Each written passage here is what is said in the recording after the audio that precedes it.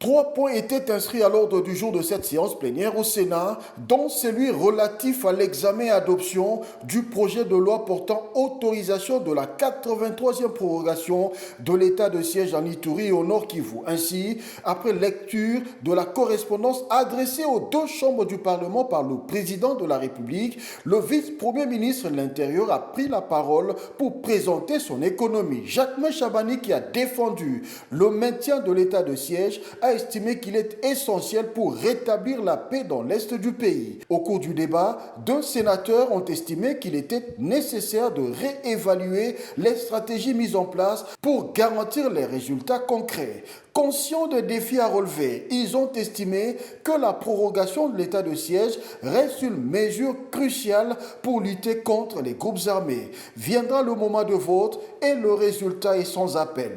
Sur 109 membres qui composent le Sénat, 75 membres ont pris part au vote.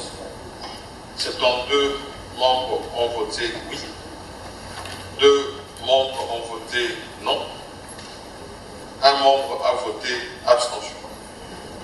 En conséquence, le Sénat vote le projet de loi portant autorisation et prorogation de l'état de siège sur une partie du territoire de la République démocratique du Congo. Et sincères félicitations. Et ce projet de loi sera transmis au président de la République pour prorogation.